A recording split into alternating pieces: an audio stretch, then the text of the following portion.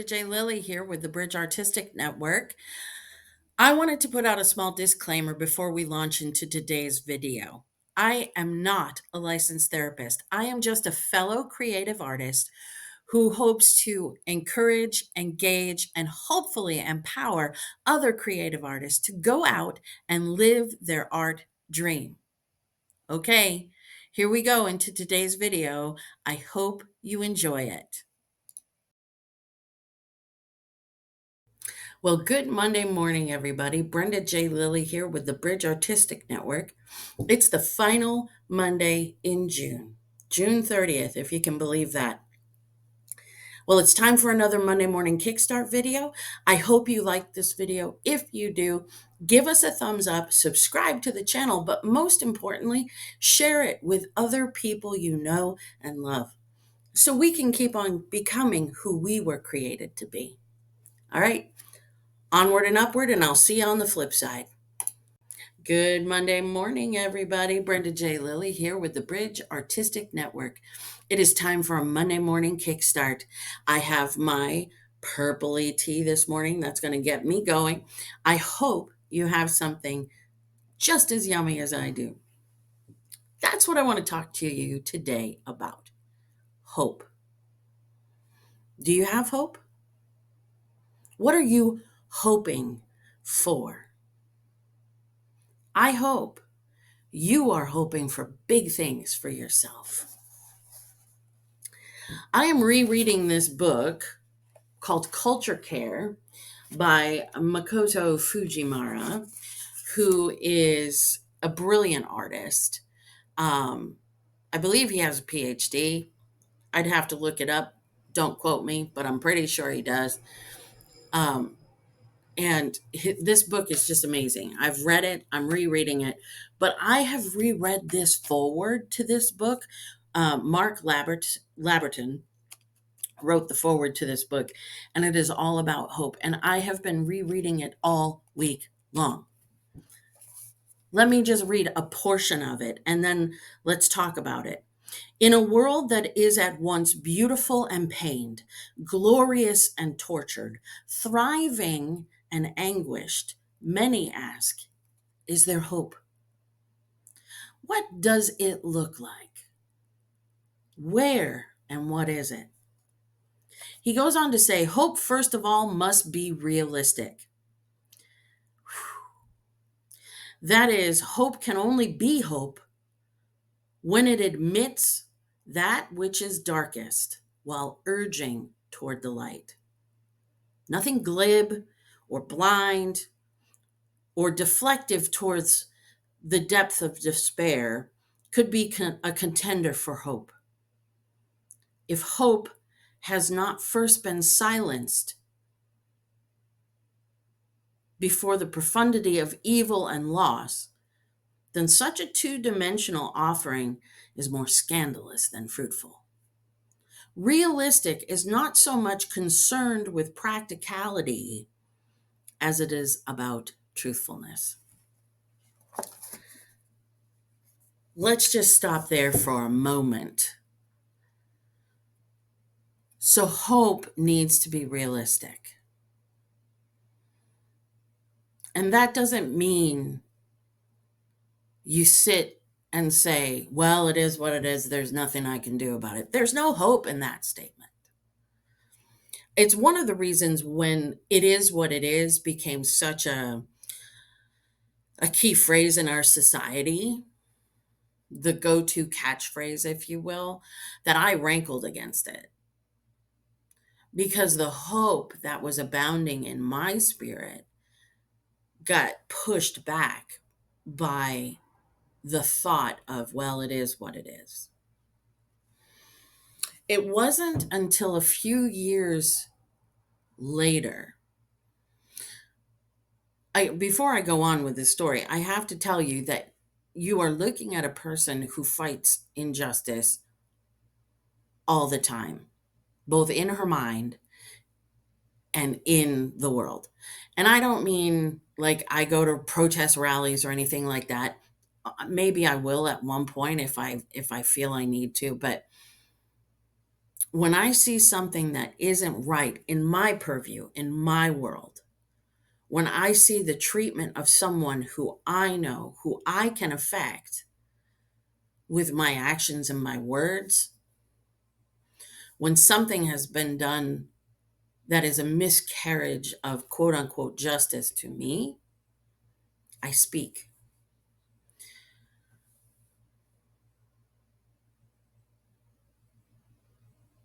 Because I hope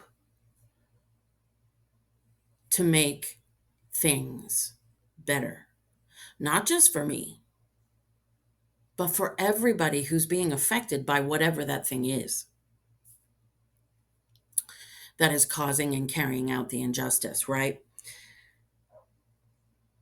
So, in order to hope for a better future, in order to carry on and fight for what is better or right, I have to have hope that it's even possible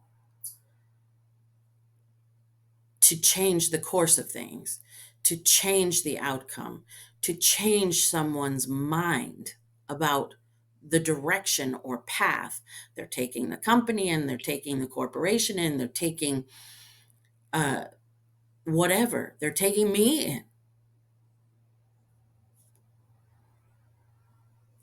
And that means I have to be fully aware of the reality around me. So my hope isn't based in a pie in the sky, oh, isn't it all sunshine and daisies kind of thought. Everything will be okay. Nor is it, oh, well, it is what it is, Eeyore thinking.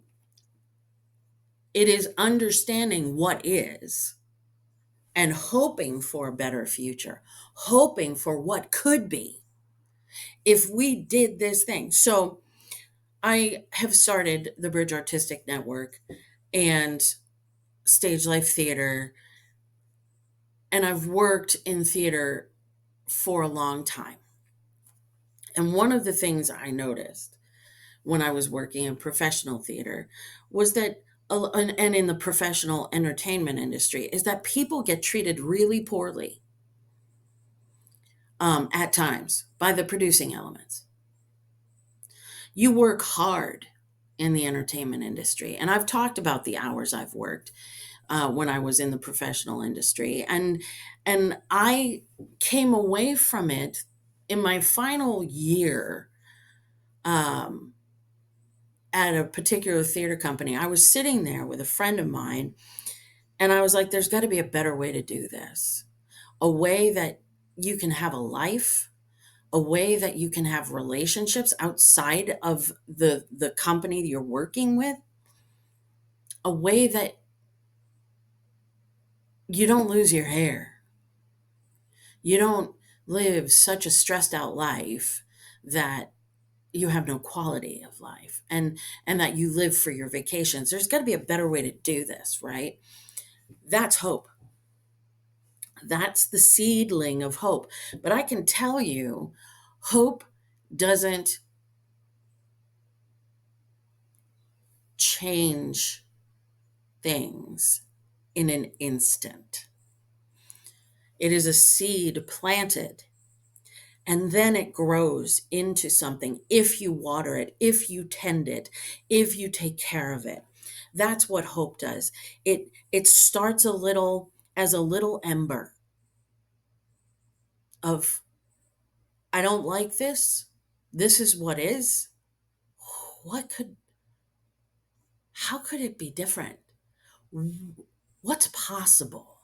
Hope looks at the possibility that others potentially aren't even looking at because they're so honed in on it is what it is. They're so um, stuck in the status quo, right? And they've just determined, excuse me, they've just determined for whatever reason that the status quo is never going to change. So they need to make money, or they need to do this, or this is for their career. So they're going to just kill themselves and work until they can't work anymore. And I did that for years. And then A seed of hope for something better was planted. And it took trying and failing. It took trying and succeeding to a certain extent. It took trying different ways, different things, seeing what was possible in this impossible situation.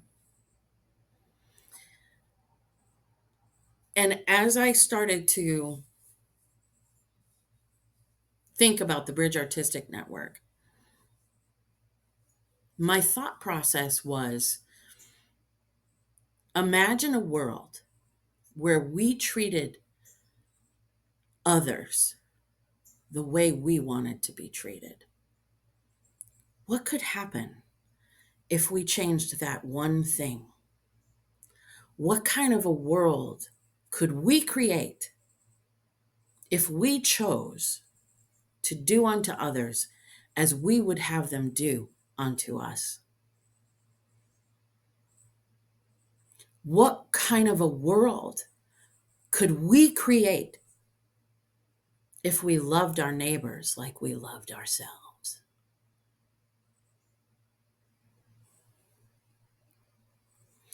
And the thought of it and the idea of it I started to ruminate on that. And and that seed of hope, that ember of hope started to burn a little bit brighter. And I knew I was onto something. I knew that this could be a life-changing journey. And this is what was powerful. This is what was important. And that is where my hope burst into flame. And it still took trying and failing, succeeding in part, but not in full. So let's continue to read, shall we? Hope often takes time to mature. Hope is more like a treatment plan than an adjustment.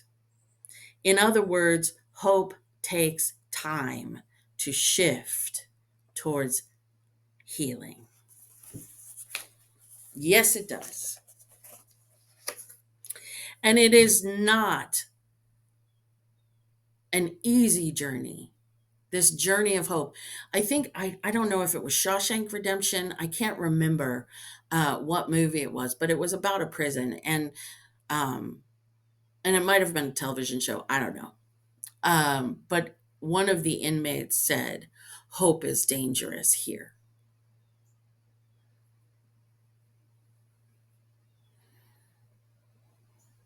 Hope is dangerous here. And I thought when I saw that, when I heard that, I was like, oh, honey, hope is dangerous everywhere, because hope makes you start to believe in change. The more you water it, the more you tend it, the more you say, yeah, that's possible, but it's going to take work. It's going to take time. It's going to take work, and and you're going to face pushback because of it, because people again get stuck in the status quo. And so when they're stuck in the status quo, they don't want to hope for different. They don't want to hope for better. They just want what they want when they want it. And they don't want to disrupt what they're doing in order to hope for something that isn't a reality already. Show me how important this thing is. Show me how this could be a going concern, and then I'll join you. People don't want to fail. They don't want to have to work at something only to be handed a handful of dust at the end and say, oh, that didn't work out. Hope says, we're going to go after this thing. We're going to hope for a better future. We're going to hope to change And we're going to work hard because of it. And it's going to take time and effort and energy. And it is going to disrupt almost everything we do. But we are hoping for a better future. And that's a good thing. Let's read on. Hope is disruptive. It's counter to dominant wind patterns, interrupting what is mapped. Again, that status quo, right? Everyone wants to stay on target. They want to stay where they are. They want to stay on the path that they are on. They don't want to be disrupted, but hope disrupts it. A cross current pushing with creativity and truth in directions that many may think neither possible nor desirable. In this sense, hope, when hope arrives, it appears as a longed for surprise arriving on some unexpected breeze or with some unanticipated visit.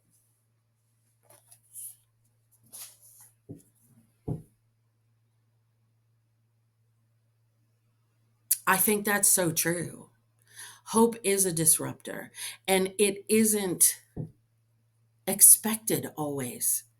I mean, when you are so fixated on what is, and you can't see the forest for the trees because the tree is right here and it's blocking your view, or all you can see is the mountain in front of you. So you can't see, you don't have the top of the mountain to then survey all that you can see. No, you're stuck in the status quo. You're stuck. Hope comes in and disrupts that and might change your course, your path, and that, and in so doing, change your future. This is exciting stuff, the stuff of hope, but it's also a bit perilous, and you have to want it. You have to desire the change. You have to desire different.